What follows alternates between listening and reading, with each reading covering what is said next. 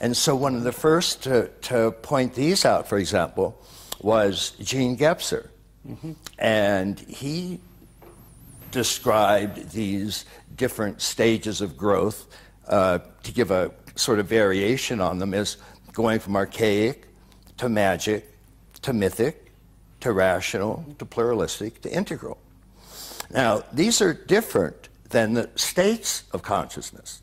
These are actually how we grow up, and states of consciousness are how we wake up. So states are how we get plugged into ultimate reality, infinite spirit, pure Godhead, the ground of all being. But these structures of consciousness, archaic, magic, mythic, rational, pluralistic, are actually how we interpret our relative world. And they're also how we will interpret our spiritual experiences. So both of these turn out to be very important. We can go through states and we can go through structures. We also have fundamentally different dimensions that we can be aware of and that we can grow and develop.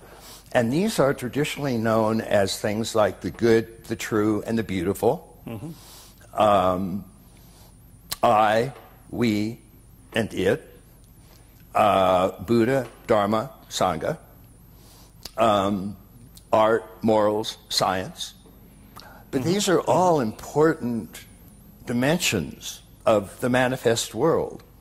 And we want to make sure that we're taking all of those into account as well. Because all of them have something very important to tell us about.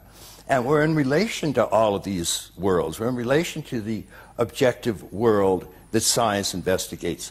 We're in relation to this intersubjective world that morals investigates. We're in relation to the aesthetic world of beauty and art. And so all of those are dimensions and areas that we also want to take into account.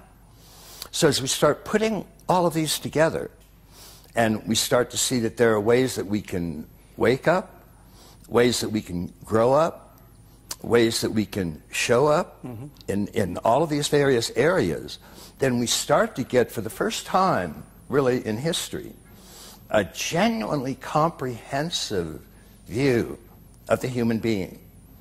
And it does include things like enlightenment or awakening, waking up, and a realization of ultimate reality, ultimate truth, infinite spirit, radical Godhead, which is one's own deepest and truest self.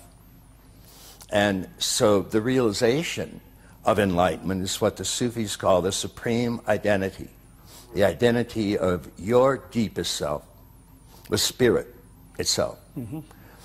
And so, but that's not the only thing that can happen, because we can also, in each of these areas, grow up from archaic to magic to mythic to rational to pluralistic to integral perspectives.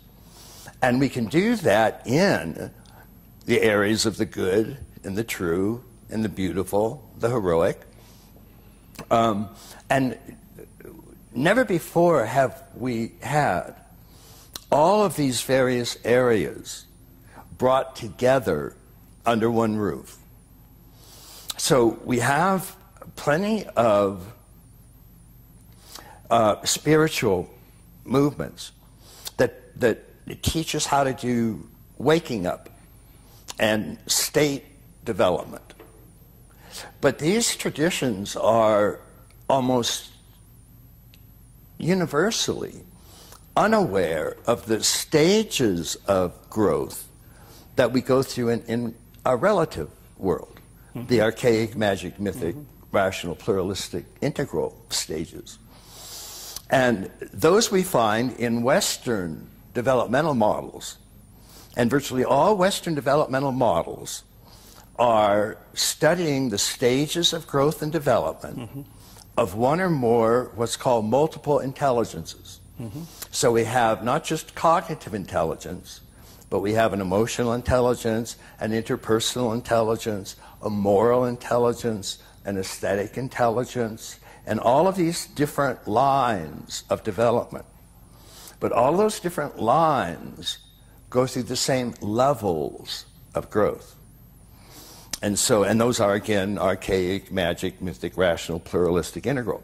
So in the cognitive line, we have an archaic cognitive, a magic cognitive, a mythic cognitive, a rational cognitive, a pluralistic cognitive, integral cognitive. And same thing with morals. We have archaic morals, magic morals, mythic morals. Same with aesthetics. Archaic aesthetics, magic aesthetics, mythic aesthetics, and so on. While we're going through those developments, we can at any point undertake state development and wake up. These are independent. You can do one or the other. Or both. Right, and the both has never been done before. So that's what the version of today's integral approach has added to the previous integral approaches. It's all the previous integral approaches that we talked about, unified and integrated the various areas that humanity was aware of at those times. These structure stages of growth and development, archaic, magic, mythic, rational, pluralistic, integral, in each of a dozen multiple intelligences. The first structure of consciousness wasn't defined until about 100 years ago by an American psychologist named James Mark Baldwin. And so all of the spiritual systems around the world are fully aware of state development, going all the way back to the early shamans, maybe 50,000 years ago. But none of them have this structure development. And so they're unaware of that part of us that grows and develops. So they integrated all of those items, but left out these structures. Now, strangely, when Western psychology discovered these structures and started investigating the stages of growth in each of the multiple intelligences, they left out states. So Western developmental models go through these variations on archaic moral, magic moral, mythic moral, rational moral, pluralistic moral, integral moral. But there's no enlightenment. There's no awakening. There's no waking up. There's just growing up in the relative world. And so the great spiritual traditions have waking up, but no growing up. And all the Western models have growing up, but no waking up. So we've never really brought them together. And by the way, this structure split was also reflected in two versions of Christianity. Main version, Eastern and Western. Model for Western Christianity is Jacob ladder. You go, you develop from stage to stage, even in spiritual life. But model of Eastern Christianity, starting from Palama in his triads, you can't get to unity with God if you go stage by stage. It's impossible. There is only one step through this giant abyss. Only one. You just go and there is no stage. This is you can get unity with God in energy, not in essence. In energy, and this has name synergy through prayer and through being blessed.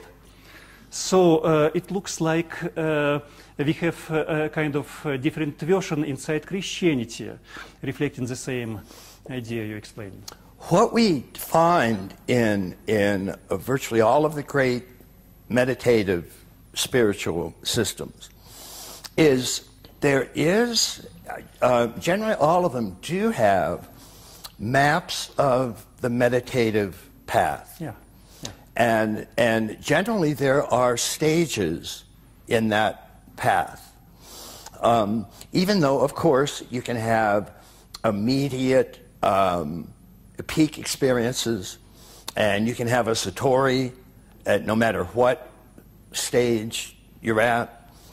But to go through a complete realization, a complete waking up, it's generally necessary that we move through all of the states of consciousness and make those all conscious, all the way through a gross state or waking, subtle state, or dream, causal state or deep formless, turiya or witnessing, and turyatita or non-dual unity consciousness.